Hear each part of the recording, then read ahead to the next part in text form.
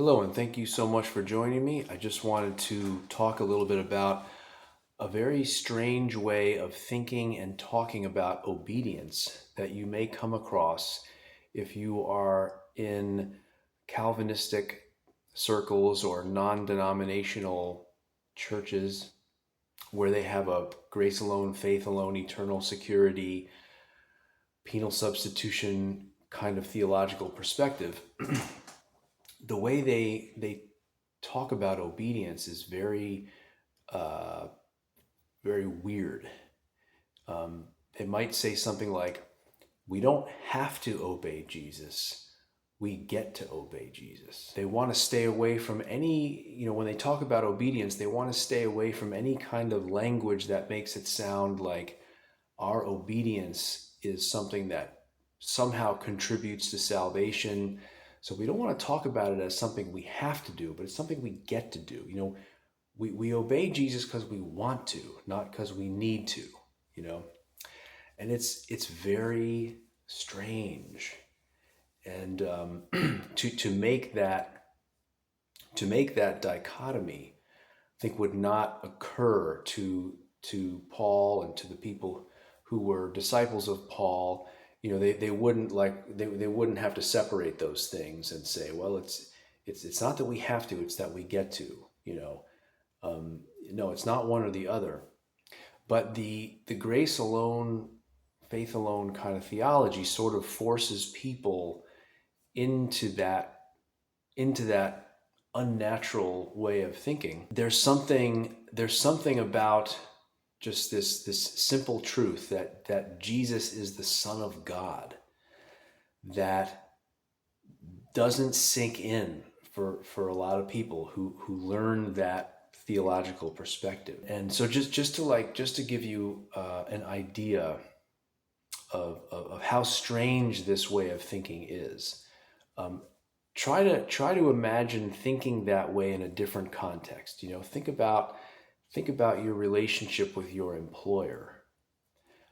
Suppose you go into you're called into your employer's office one day at work, and they give you a set of instructions or a task or a project, something really important that they want you to work on, and and you sit back in your chair and you say, okay, now it's not that I have to do what you say, it's that I get to do what you say.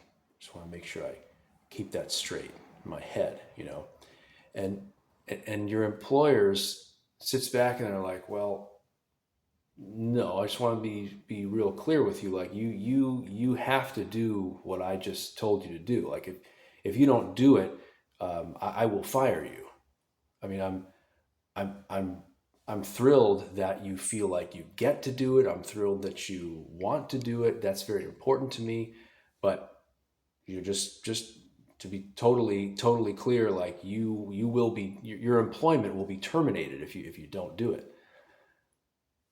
That's not something that you would have to have explained to you. You understand that intuitively, that when you take a job, you understand, okay, like I like this job. I'm glad that I'm here. I feel like I get to be here. I'm excited about it. You also understand I have to do what my boss says. If I don't do it, then I'm going to be fired. Like nobody has to explain that to you. Or think about a soldier who's away at war, and their commanding officer gives them some orders. And before they start to carry out their orders, they stop, and they say in front of the commander, they go, okay, now I just want to make sure, like, okay, I don't have to obey your orders, but I get to obey them, right? And and the commanding officer is like, what are you talking about? Of course you have to obey my orders. Like, if you don't obey my orders, there's going to be like some severe consequences. You're going to have a dishonorable discharge. We may have you flogged, in front of the battalion, or whatever. I mean, like you have to do what they say. Um, Hopefully, that soldier feels like this is a cause that is good, that is just, and I'm happy to be here, ready to lay my life down for something bigger than me, that's actually, a worthy cause, but they also have to do what they're told, like that's just obvious and intuitive. And so we understand this very simple concept when it comes to our relationship with an employer, or our relationship with someone who's an authority over us, or even a relationship with like a fiance or a spouse, like we love that person, we want to do what pleases that person, and also we understand i I have an obligation here, like I have to be faithful to this person in order for the relationship to be right. you know it's not just that I get to, but I need to. And yet somehow when it comes to our relationship with the Son of God, the judge of the world, we get into this weird way of thinking. I don't have to do what he says. I get to do what he says. I mean, like, you would never want to say something like that to your employer, because you take that person seriously.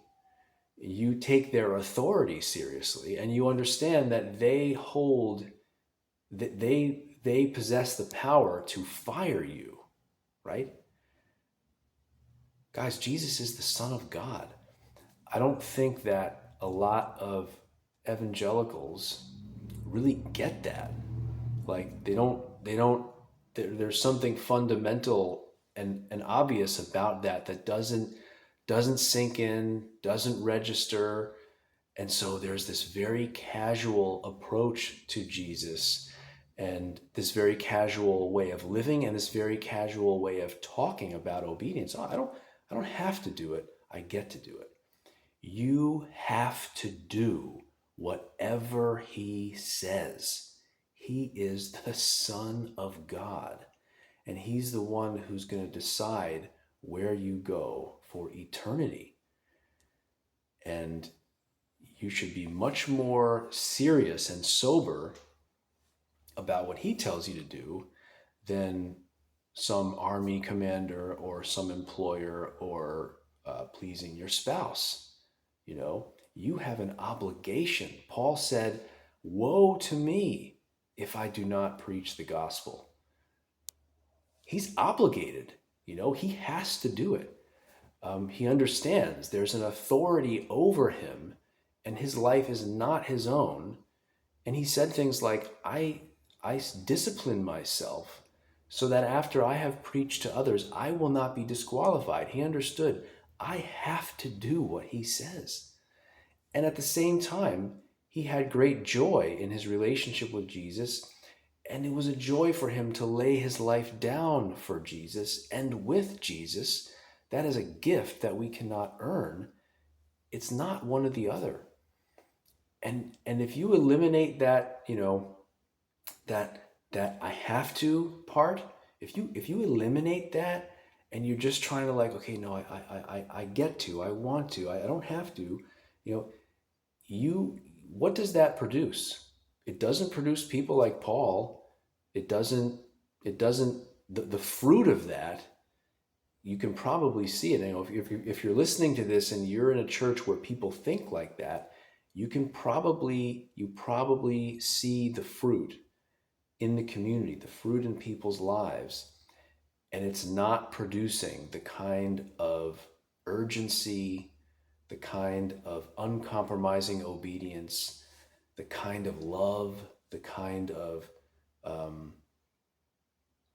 fear and trembling that we're told that we should have. It's okay. It's okay to say, I have to obey Jesus Christ. He will spit me out. He will cast me into outer darkness. He will send me away from his kingdom in the end if I ignore what he commands and do not repent. It should be intuitive, should be obvious, but this theology that so much of us have been indoctrinated with today, it's like we can't grasp that most rudimentary, basic idea. We get it with other relationships. We get it when it comes to our boss and our fiance and our commanding officer or our coach or whatever, but we can't get it with the most important relationship. And a lot of people need to wake up and get free of this very strange and unbalanced and unbiblical way of thinking. Thank you so much for taking the time to listen, and may God bless you.